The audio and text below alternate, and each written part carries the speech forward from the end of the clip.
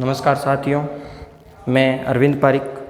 हमारे ज्ञान विविध संस्कृत के ऑनलाइन यूट्यूब चैनल में मैं आपका हार्दिक स्वागत करता हूं। कल हमने थोड़ी सी बात की थी ऋग्वेद काल के बारे में, ऋग्वेदिक काल में जिसकी हम मुख्य बातें की थी, जैसे वेद है, उपनिषद है, वैदिक साहित्य है, पुराण है, इनके बारे में हमने अध्ययन किया था। आज हम जानेंगे कि वैदिक जो आर्य जो है वो कहाँ से आए थे, कैसे आए थे, उनका सामाजिक जीवन जो था वो कैसा था, तो इनके बारे में हम विस्तार से अध्ययन करेंगे। तो ऋग्वेदिक काल जो काल था वो 1500 से 1000 BC बिफोर क्राइस्ट माना जाता है। इसके बाद में आ जाता है आपका उत्तर वैदिक काल।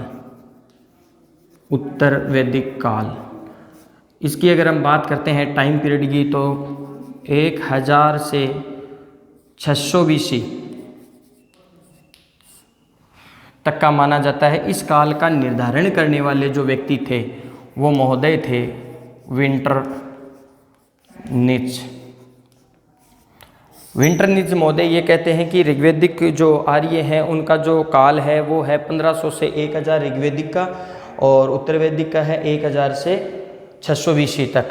इसके बाद में हम ये मानते हैं कि आर्य जो है, अनेक विद्वान जो है वो ये कहते हैं कि आर्य जो है एक जाति थी। आर्य का अर्थ होता है श्रेष्ठ व्यक्ति या उच्च कुल में जन्म लेने वाला।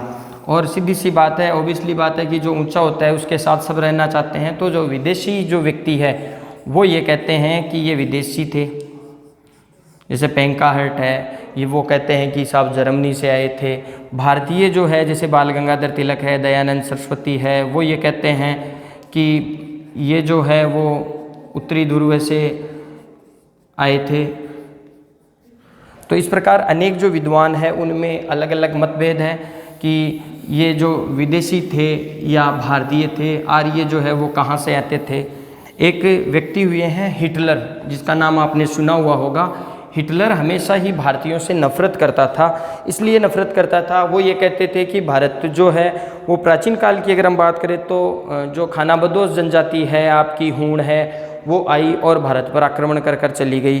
उसके बाद में मध्यकाल की अगर हम बात करते हैं तो गोरी आया, गजनबी आया, धन लूट कर चला गया, आक्रमण करके चला गया, गुलाम वंश आया। उसके बाद में मुग़ल आ गए, बाबर है, हुमायूं है, अकबर है। लंबे समय तक यानी 1526 से लेकर उनका बड़ा लंबा टाइम पीरियड था। मुख्य रूप से 1707 में औरंगजेब की मृत्यु हो जाती है, तब तक भारत पर शासन किया था। इसके बाद में भारत में अंग्रेज, ब्रिटिश आ जाते हैं, पुर्तगाली आ जाते हैं। लंबे समय तक 1947 तक भारत को गुलाम बनाकर रखा। तो इस प्रकार एक आर्य जो होता है वो अपने ऊपर शासन नहीं करने देता है। तो भारतीय जो है ना वो आर्य नहीं हो सकते। वो केवल दो ही व्यक्तियों को अच्छा मानता था, जिनमें एक तो अपने थे सुभाष चंद्र बोस जो थे, उनको वो सबसे अच्छा मानता था। अब हम बात करते हैं, चलो अपने टॉपिक पर आते हैं।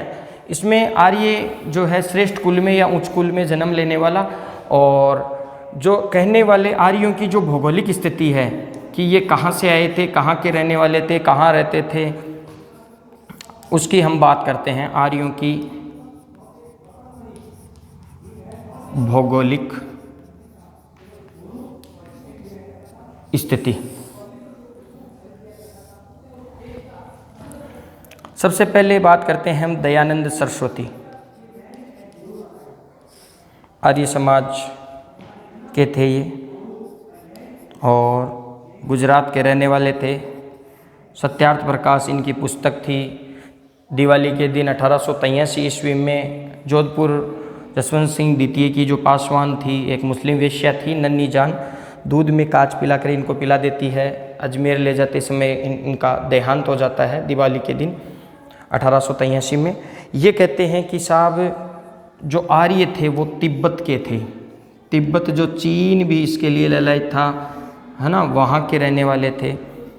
फिर अपने अन्य एक विद्वान हुए हैं बाल गंगाधर तिलक, गरम दल के प्रमुख नेताओं में से एक लाल बाल पाल बीजी तिलक, जिनकी एक पुस्तक है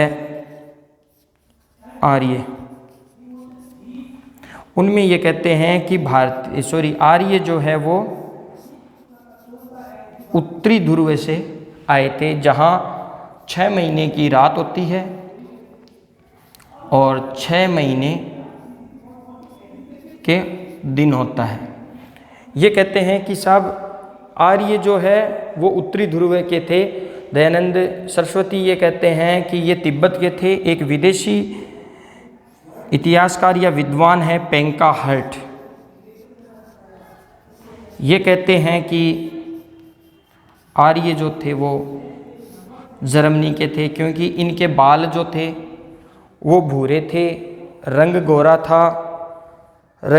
था, चपटी नाक थी, जिनके कारण पेंका हर्ट महोदय ये कहते हैं कि ऐसी जो स्थिति है वो अपने जर्मनी के लोगों में है, इसलिए ये जर्मनी के थे। एक विद्वान हुए हैं एल.डी. कल,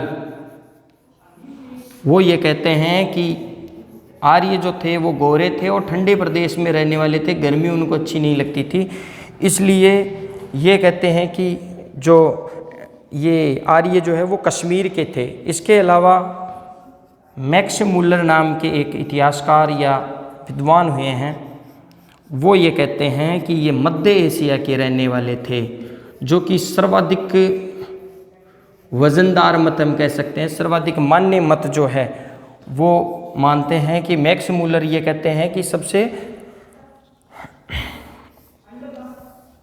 सर्वाधिक मत की मैक्स मुलर महोदय कहते हैं कि आर्य जो थे वो मध्य एशिया के रहने वाले थे। एक व्यक्ति हुए हैं गंगाधर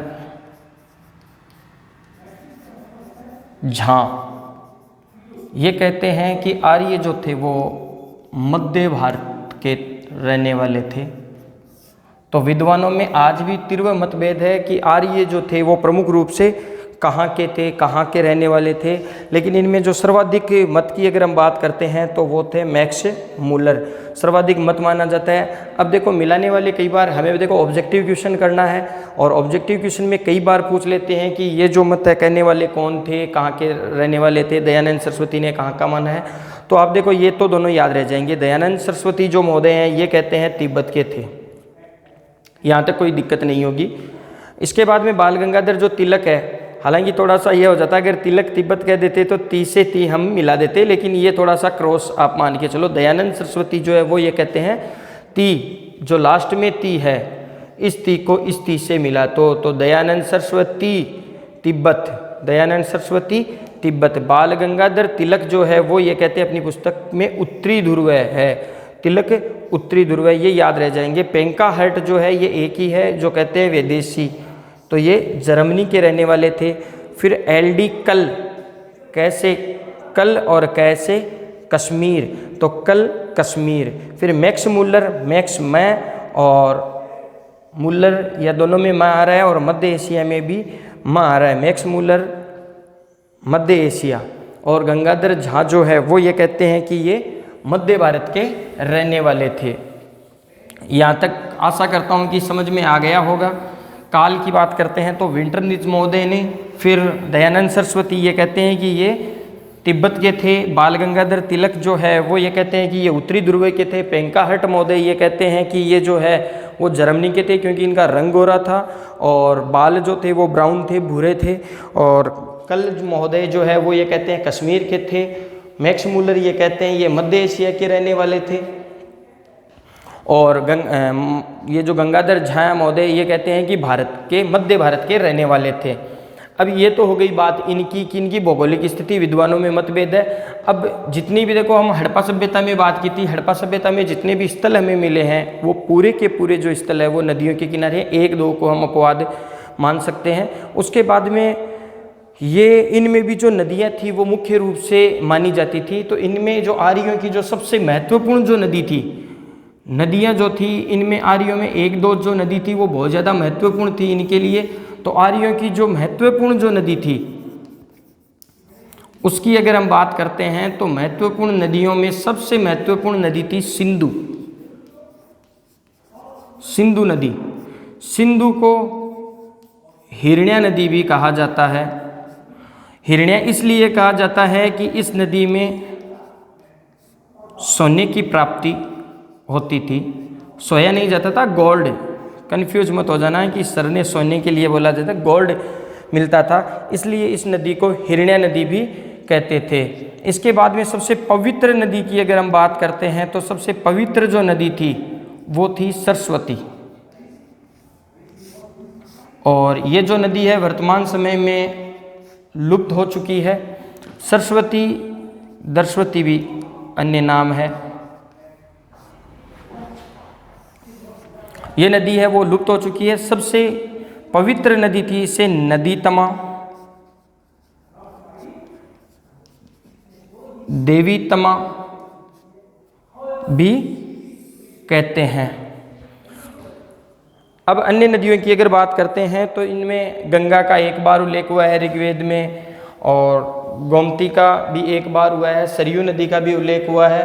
कुछ नदियां हैं उनके हमें प्राचीन नाम मिलते हैं और वर्तमान आधुनिक नाम उनके बदल गए हैं। कई बार क्वेश्चन जो मिलाने वाले क्वेश्चन है या सीधा का सीधा प्रश्न पूछ लेते हैं ये किस नदी का नाम था, तो थोड़ा सा हम वो समझ लेते हैं कि प्राचीन नदी कौन सी थी, वर्तमान उसका आधुनिक नाम जो है वो क्या है।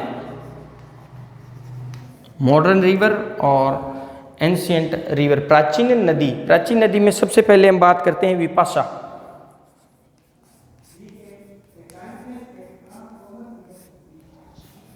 विपाशा जो नदी थी इसका नाम था आधुनिक नाम व्यास नदी। वर्तमान जो व्यास नदी है इसका आधुनिक नाम है व्यास। इसके बाद में दूसरी जो नदी थी शतुद्री।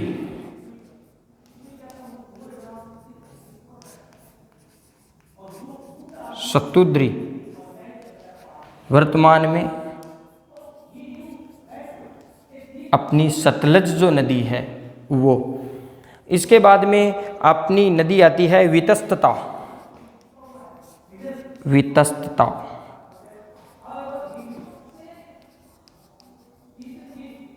झेलम। वर्तमान जो झेलम नदी है उसका प्राचीन नाम वितस्तता था। पुरुषणी।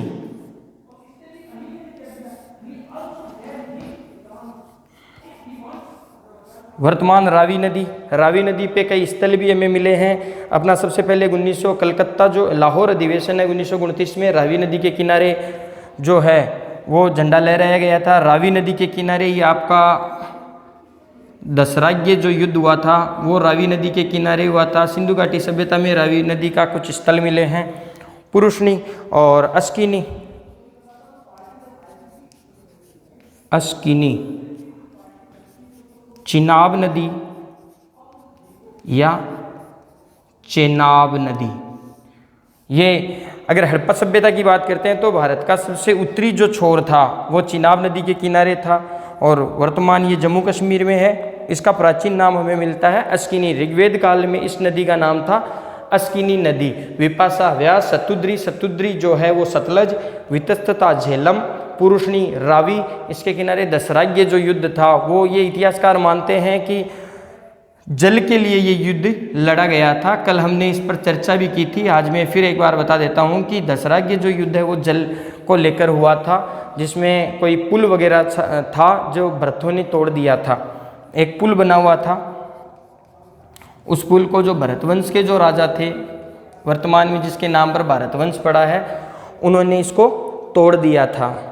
तो अस्किनी का चिनाब, पुरुषनी, रावी, वितस्तता, झेलम, शतुद्री, एक सदा नीरा और कर दो जो हमेशा बहती रहती थी, सदा नीरा। वर्तमान जो गंडक नदी है उसका नाम था सदा नीरा। सिंधु में हमेशा सोना निकलता था इसलिए उसे हिरण्या नदी भी कहते हैं। ऋग्वेद में कुछ जो नदियों के नाम जो है वो अपने अफगानिस्तान जो है, चलो मैं बता देता हूँ। अफगानिस्तान की स्थिति देखो, हमने उसमें भी बात की थी जब हड़प्पा सभ्यता भारत की सबसे जो प्राचीन सभ्यता है और जो ऋग्वेद की जो व्यवस्था है, ऋग्वेदिक व्यवस्था है, वो थी नगरीय व्यवस्था और ये जो है मूलतः ग्रामीण व्यवस्था थी। दोनों में ये फर्क है। ये कांस्य युगीन थी, इसमें धीरे धीरे ये लोहे का ज्ञान होने लग गया था। अब कुछ नदियाँ ये मानते हैं कि ये पाकिस्तान वाला जो प्रदेश और ये अफ़गानिस्तान वाला, ये अपना भारत। तो ये अफ़गानिस्तान वाला जो प्रदेश है यहाँ पर भी कुछ नदियाँ हमें मिलती है, यहाँ से भी हमें कुछ नदियाँ मिलती है। जब सिंधु सभ्यता की हम बात की थी तो उसमें भी कुछ दो स्थल थे, मुंडीगाक और सोरथुई, वो हमें यहाँ से मिले थे, जहाँ पे ये नहरों से साक्ष्य मिलते हैं कि नहरें थी यहाँ पर। और ऋग्वेद काल में भी अफगानिस्तान में नदियों का उल्लेख हमें मिलता है। ऋग्वेद में एक पर्वत वाला मिलती है मुंजवंत,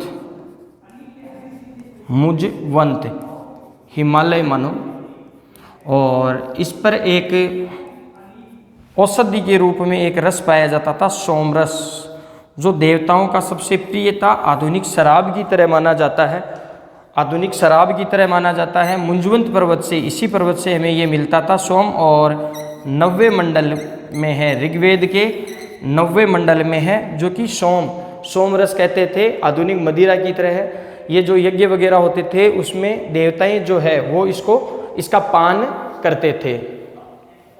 अब हम बात करते हैं इसकी में जो मुख्य आपकी नदी थी, गंगा व सरयू जो नदी थी, इसका भी इसमें उल्लेख मिलता है, जो कि हमें एक बार मिलता है। ऋग्वेद में गंगा और सरयू नदी का उल्लेख हमें एक बार मिलता है। और 10वें मंडल में नदु स्तुति की अंतिम उल्लेखित नदी जो थी वो गोमती थी। ऋग्वेद का जो 10वां मंडल है,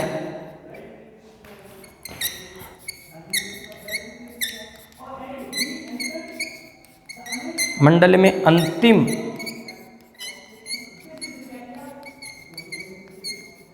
उल्लेखित जो नदी थी वो आपकी थी गोमती। सरस्वती व जो दर्शवती जो नदियों के मध्य का जो प्रदेश था, सरस्वती हमने बात की थी, वर्तमान में ये लुप्त हो चुकी है। सरस्वती और दर्शवती जो नदी थी, इनके बीच में जो नदी थी, इनके बीच वाला जो प्रदेश था वो कहलाता था ब्रह्मव्रत या ब्रह्माव्रत, ब्रह्मव्रत कहा जाता था। यह स्थल जो था वो अत्यंत ही पवित्र स्थल था। ब्रह्मव्रत या ब्रह्मावर्त कह सकते हैं। एक आर्यावर्त था, एक ब्रह्मावर्त था। ये सरस्वती और दर्शवती नदी जो थी, इनके बीच का जो हिस्सा था और ब्रह्मव्रत कहलाता था। कई बार परीक्षा में पूछा गया है कि ब्रह्मव्रत जो प्रदेश था वो कहाँ था, और सबसे पवित्र जो स्थल था वो था कहाँ, कौन सा था? ब्रह्मव्रत था। और आर्यावर्त हिमालय से विंध्य पर्वत जो है, एक था आर्यावर्त,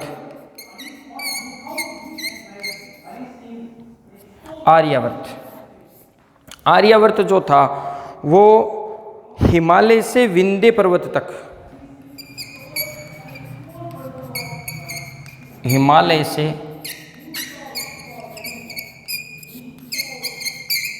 विंध्य पर्वत तक और समुद्र के संपूर्ण भाग को पश्चिम से पश्चिम के संपूर्ण भाग को आर्यावर्त कहा जाता था। ऋग्वेद के नदी सूक्त में व्यास नदी जो थी, जो हमने अभी पढ़ी थी, ऋग्वेद के जो नदी सूक्त है उसमें व्यास जो नदी थी उसको परिगणित नदी भी कहा गया है। और उसके स्थान पर मरुदावध नदी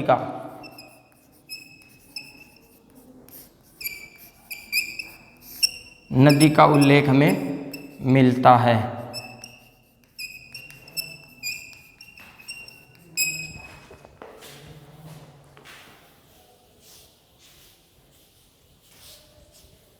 व्यास नदी को परिगणित नदी और इसके स्थान पर मरुदावध नदी का हमें उल्लेख मिलता है।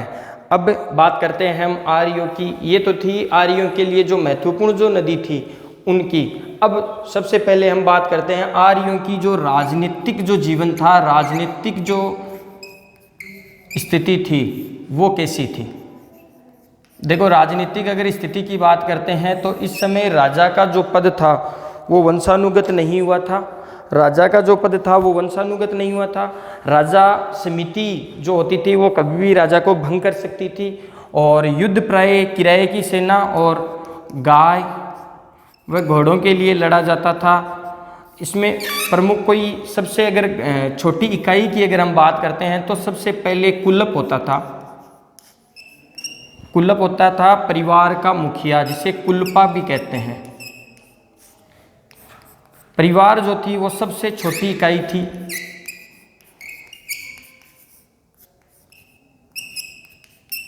प्रशासन की बात करें, प्रशासन की सबसे छोटी इकाई जो थी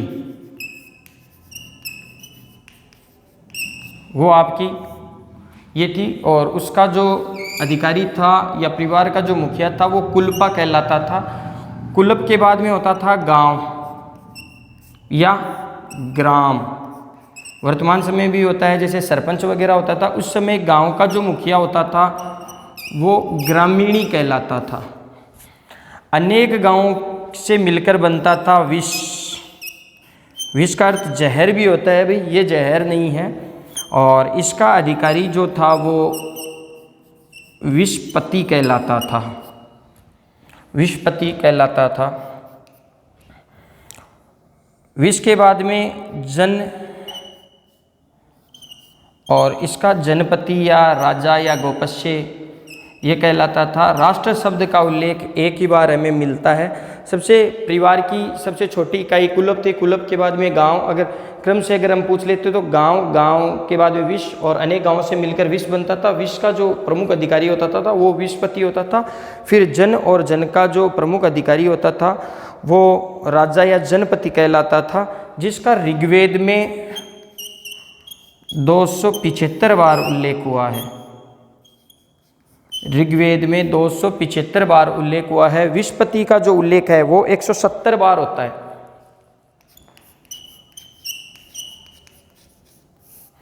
विषपति जो है इसका उल्लेख होता है 170 बार। जन का जनपति या गोपस्य जना, और 275 बार ऋग्वेद में इसका उल्लेख हुआ है। अब जो राजा का जो पद होता था वो वंशानुगत नहीं होता था। वंशानुगत नहीं होता था। अंत में ऋग्वेद के अंत में ये जो पद है वो आनुवंशिक होने लग गया था। आनुवंशिक का अर्थ होता है पीढ़ी दर पीढ़ी।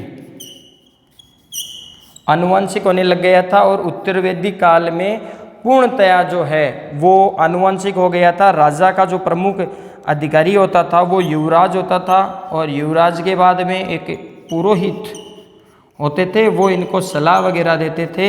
इनके बाद में इनकी जो रानी होती थी या मुख्य जो रानी होती थी उसे पटरानी भी कहते थे। तो राजा का पद वंशानुगत नहीं था।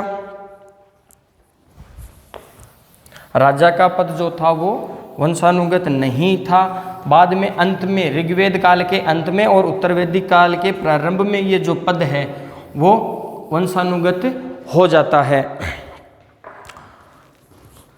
ऋग्वेद में 24 जनों का उल्लेख मिलता है। ऋग्वेद में कुल जो है 24 जनों का उल्लेख हमें मिलता है। इसके बाद में प्रमुख रूप से इस युग में राजा जो था वो भूमि का स्थायी स्वामी नहीं होता था। राजा तो जो है वो भूमि का स्वामी नहीं होता था। बाद में तो राजा के पास अनेक भूमि वगैरह हो जाती थी, स्वामी नहीं होता था। राजा के पास स्थायी सेना भी नहीं थी। राजा का पद भी जो था वो भी कोई गरिमामय नहीं था। राजा का पद जो था वो भी गरिमामय नहीं था। युद्ध के लिए उसने भाड़े की जो सेना थी वो ही लेकर आता था, और युद्ध अक्सर जो लड़े जाते थे वो मैं आपको पहले ही बता चुका हूँ, गाय व घोड़ों के लिए लड़े जाते थे। कालांतर में जो ये पद है वो जो अनुवांशिक या वंशानुगत हो गया था। राजा के पास स्थायी सेना भी नहीं थी। जो थी समिति वगैरह जो थी वो कभी भी ये इनको हटा सकती थी राजा को, और किसी को भी बना सकती थी। राजा की सहायता के लिए कुछ संस्थाएं जरूर होती थी उस समय, जिनमें मुख्य मुख्य जो 3 या 4 है उनकी अगर हम बात कर लेते हैं। राजा की जो मुख्य संस्थाएं थी, एक तो थी विद्वत, एक होती थी सभा, एक होती थी समिति। समिति जो थी सामान्य लोग जो है, जनप्रतिनिधि है, वो इसमें होते थे, सामान्य प्रतिनिधि इसमें होते थे और इसमें राजा को आना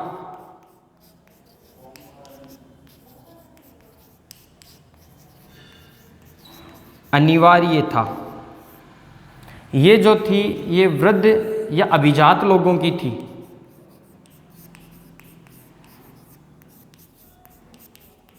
अभिजात लोग थे और अभिजात लोग वर्तमान समय की भी बात करते हैं तो कम ही होते हैं। विद्वत जो थी इसकी एक तो खास बात थी, जो धन लूटा जाता था, धन का बंटवारा होता था,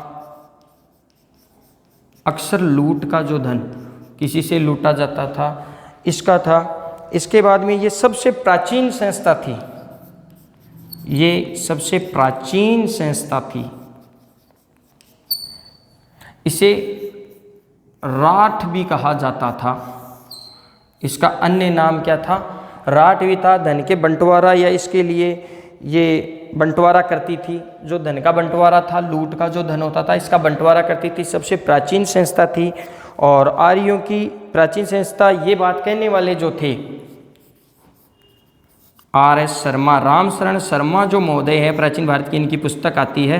पहले जो NCERT की जो बुक आती थी वो इन्हीं की आती थी। वो महोदय ये कहते हैं कि ये अगर पूछ ले कि सबसे प्राचीन संस्था थी, ये कहने वाले विद्वान कौन थे, तो R.S. रामशरण शर्मा जो महोदय थे वो ये कहते हैं कि विद्वत या राठ जो थी वो सबसे प्राचीन संस्था थी। इसमें नववधु होती है, जो विवाह होकर आती है, जो महिला होती है वो नववधु का स्वागत, स्त्रियों की उपस्थिति, नववधु का स्वागत, स्त्रियों की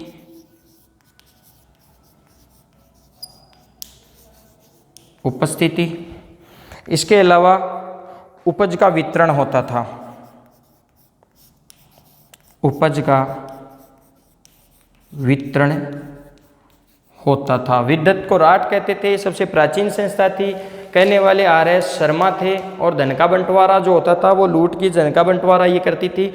नववधु का स्वागत, स्त्रियों की उपस्थिति, उपज का वितरण होता था। ऋग्वेद के लगभग 21 सूक्तों में, ये इंपॉर्टेंट है भी, ऋग्वेद के लगभग 21 सूक्त, जैसे टोटल सूक्त है आपके 1028, जिसमें 21 सूक्त जो है, 21 सूक्त में विद्वत में वीरों की उपस्थिति की बात कही गई है। 21 सूक्त में वीरों की उपस्थिति, ये अंडरलाइन कर लेना भाई, वीरों की उपस्थिति की बात कही है। देखो, विद्वत के बारे में हम पढ़ते हैं, समिति के बारे में हम कल अध्ययन करेंगे, सभा और समिति के बारे में हम कल चर्चा करते हैं। केवल एक बार विद्वत को आप समझ लीजिएगा। विद्वत जो थी वो राठ भी कहलाती थी, धन का बंटवारा ये करती थी, लूट का जो धन होता था उसका बंटवारा करती थी। सबसे प्राचीन संस्था की अगर बात करते हैं तो आपकी विद्वत थी। और कहने वाले थे R.S. शर्मा। ये नववधु का स्वागत, स्त्रियों की उपस्थिति और उपज का वितरण होता था। ऋग्वेद में कुल सूक्तों की बात करते हैं तो 1028 सूक्त है, जिसमें 21 जो सूक्त है वो ये कहते हैं कि विद्वत में वीरों की उपस्थिति की बात कही है। अब हम कल इस पर चर्चा करेंगे, सभा और समिति और इसकी सामाजिक, धार्मिक, आर्थिक, राजनीतिक जो कंडीशन थी वो कैसी थी। सभा की हम मोटी सी एक बात की है कि ये अभिजात यानी धन, जो पैसे वाले जो लोग थे वो इसमें रहते थे और ये सामान्य प्रतिनिधि थी। राजा को इनके कहने पे आना पड़ता था। और बाकी की चर्चा हम विस्तार से करेंगे कल। जब तक के लिए धन्यवाद साथियों।